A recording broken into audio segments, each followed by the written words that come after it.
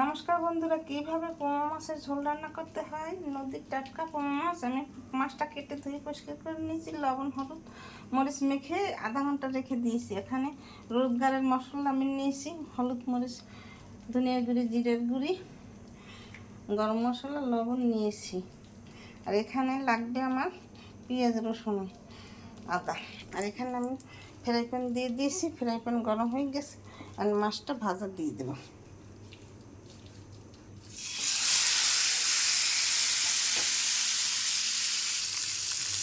মাছ ভাজা ওই পিঠ হয়ে গেছে, এখন একটু ফিরিয়ে দেবো।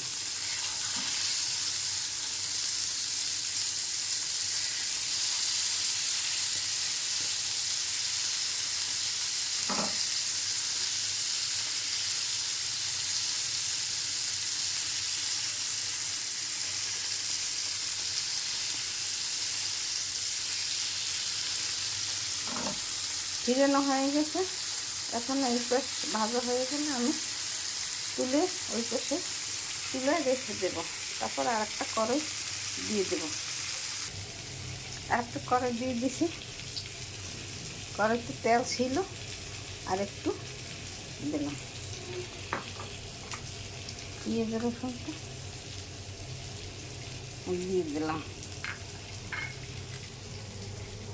পেঁয়াজ রসুন সেটা তার জন্য একটু সামান্য লবণ দিয়ে দিলাম। এখানে আমি মাছটা ভেজে রেখেছি।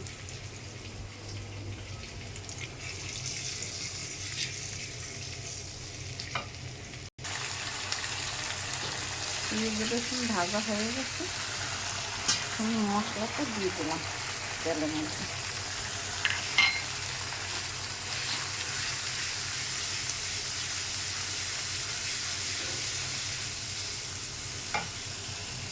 এখন একটু জল দিয়ে দিলাম, তেজপাতা দিয়ে দিলাম।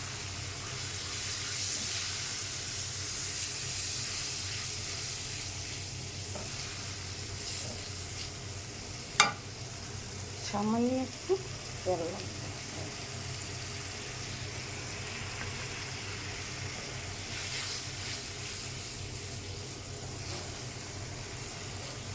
মাছের তেল ছেড়ে গেছে, এই মশলা মাছ দিয়ে দেব।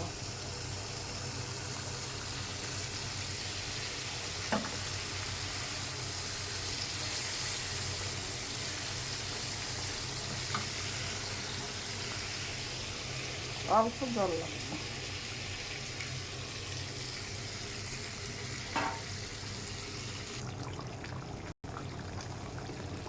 এই যে আমার মাছের ঝোল তৈরি হয়ে গেছে।